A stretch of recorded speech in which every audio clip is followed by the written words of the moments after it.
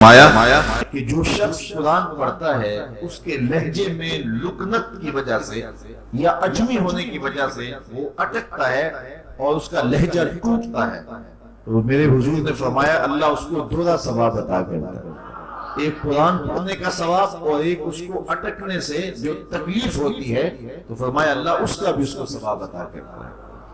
اور فرمایا یہ وہ پاکیزہ کتاب ہے کہ اگر تمہارا رب سے باتیں کرنے کو جی چاہے تو قرآن کھول کے بیٹھ جاؤ، یہ رب سے ہم کلام ہونا ہے، یہ اپنے رب سے گفتگو کرنی ہے۔ میرے حضور نے فرمایا کہ قرآن اللہ کی وہ لٹکتی ہوئی رسی ہے جس کا ایک سرا تمہارے ہاتھ میں ہے، دوسرا سرا تمہارے رب کے ہاتھ میں ہے۔ تو خوش نصیب ہیں وہ لوگ جو اس کتاب کے ساتھ جڑ جاتے ہیں اور وہ دھرتی، وہ مقام، وہ جگہیں فیروز بخت ہیں کہ جہاں قرآن مجید کی تلاوت ہوتی ہے۔ گھروں کو قبرستان نہ بناؤ، گھروں میں نوافل ادا کرو اور قرآن مجید کی تلاوت سے اپنے گھروں کو آباد کرو۔ اگر گھر میں روزانہ کی بنیاد پہ قرآن مجید کی تلاوت کا معمول بن جائے تو پھر کوئی جن، کوئی بھوت، کوئی آصف اور کوئی بدروح آپ کو تنگ نہیں کر سکتی۔ جہاں قرآن کی تلاوت تسلسل کے ساتھ ہوتی ہوگی وہاں جن نہیں ہوگا، وہاں ٹونے نہیں ہوں گے، وہاں جادو نہیں ہوگا، وہاں سایہ نہیں ہوگا، وہاں رحمت الہی کا سائبان تان دیا جائے گا۔ جہاں قرآن پڑھا جائے وہاں نزول بارہ ہوتا ہے، رحمتوں کی برسات ہوتی ہے۔ اور پھر اگر یہ جگہ اللہ کا گھر ہو، مسجد ہو، تو پھر تو دوری برکت ہو جائے گی نا۔ وہ میاں صاحب نے کہا تھا نا کہ دودھ اندر جے کھانڈ لائیے تے مزہ ہو جاوے دونا، کہ دودھ خود بھی میٹھا ہوتا ہے، اس کے اندر اگر چینی بھی شامل کر لی جائے۔ یہ روشنیوں کا منبع ہے، یہ مصدر ہے اجالوں کا۔ اس کتاب سے اتنی روشنیاں پھوٹتی ہیں کہ زندگی کے سارے اندھیرے ختم کیے جا سکتے ہیں۔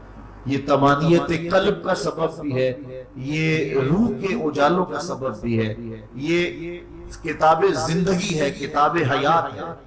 اس کے بتائے ہوئے اصولوں کے مطابق اگر زندگی بسر کریں گے تو یہ زندگی بھی خوبصورت ہوگی، اور اس زندگی کے بعد ایک اور شروع ہونے والی زندگی ہے، وہ زندگی بھی خوبصورت ہوگی۔ قرآن قبر میں چراغاں کرے گا، قبر میں روشنی دے گا، قبر میں اجالا کرے گا۔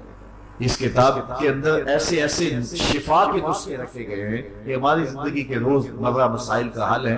مثال کے طور پہ آج کل ہر بندہ معاشی طور پہ پریشان ہے، تو سورہ واقعہ صرف 3 رکوعوں پر مشتمل ہے۔